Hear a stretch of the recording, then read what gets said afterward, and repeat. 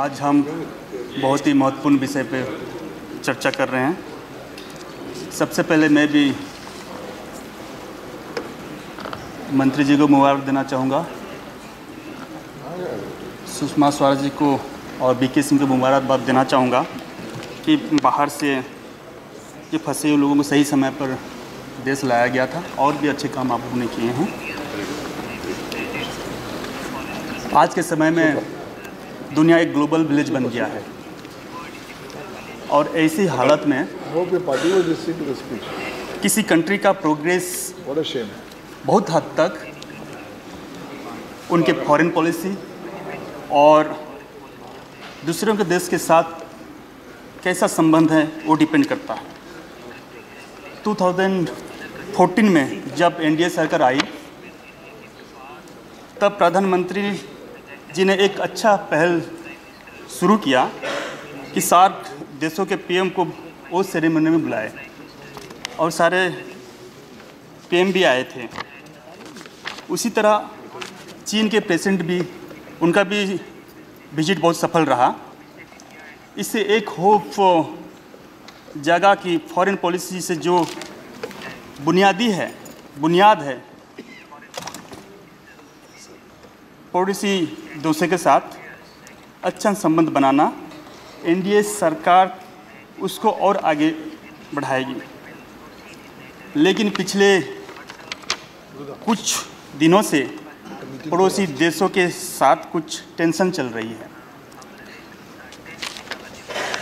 जहाँ तक चीन के साथ हमारा रिलेशनशिप की बात करें तो ग्लोबल लेवल पर कुछ जगह हम सहयोगी हैं, कहीं कंपटीटर हैं। क्लाइमेट चेंज और ब्रिक्स में चीन हमारा साथी है, लेकिन एनएसजी और सिक्योरिटी काउंसिल में वो हमें अपोज कर रहा है।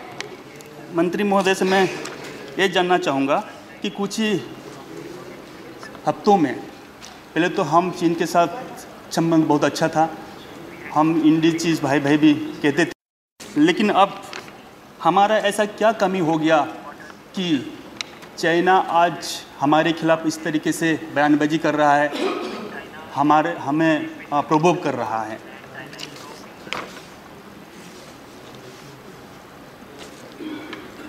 इसलिए हमारा फॉरेन पॉलिसी ऐसा होना चाहिए कि देश के हित को सर्वोपरि रखते हुए सब चीज़ों के बीच बैलेंस बनाया जाए।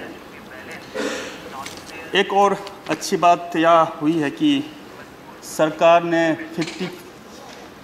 54 अफ्रीकन देशों के साथ रिलेशनशिप बढ़ाए हैं, उनके साथ प्रायोरिटी के साथ रिलेशनशिप बढ़ाए हुए हैं। और हमारा यही कहना है कि आईटी और साइंस टेक्नोलॉजी के लिए अफ्रीका कॉन्टिनेंट में सबसे ज़्यादा संभावना है, इसको एक्सप्लोर करने की ज़रूरत है। रूस हमारा सबसे बड़ा सामरिक पार्टनर रहा है, इसलिए अमेरिका के संबंध बनाना अच्छी बात है, लेकिन यह रूस की कीमत पर नहीं होना चाहिए। इसराइल को भी हम अब ओपनली अपना सामरिक पार्टनर बना चुके हैं, लेकिन अरब देशों के साथ हमारा हिस्टोरिकल रिलेशनशिप रहे हैं। वो भारत को अपना दोस्त हमेशा मानते आ रहे हैं। मैं उम्मीद करता हूं कि सरकार इस फैक्ट को भी ध्यान में रखेगी। अंत में पाकिस्तान के बारे में यह कहना चाहूँगा कि अभी वहाँ पॉलिटिकल अस्थिरता के माहौल बना हुआ है। पाकिस्तान हमेशा भारत के प्रति हॉस्टाइल रहा है, लेकिन जब भारत की बात करें तो भारत हमेशा उनके साथ फ्रेंडली रहा है।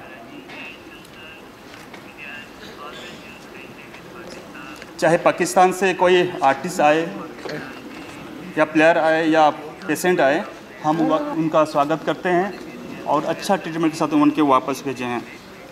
लेकिन पाकिस्तान का हमेशा एक ही एजेंडा रहा है कि आतंकवाद को बढ़ावा देना, बम बनाना, और हमेशा उनका कोशिश यही रहता है कि हमारे भारत के लोगों को, बेगुनाह लोगों को आके मारना। क्रॉस फायरिंग में बहुत सारे लोग हमारे मारे गए हैं।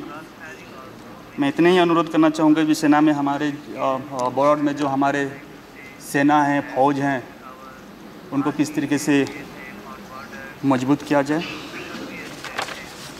इसलिए हमें बहुत सतर्क रहने की ज़रूरत है और सीमा पर उनकी एक्टिविटी पर क्लोजली वॉच करने की ज़रूरत है, क्योंकि इसी समय पर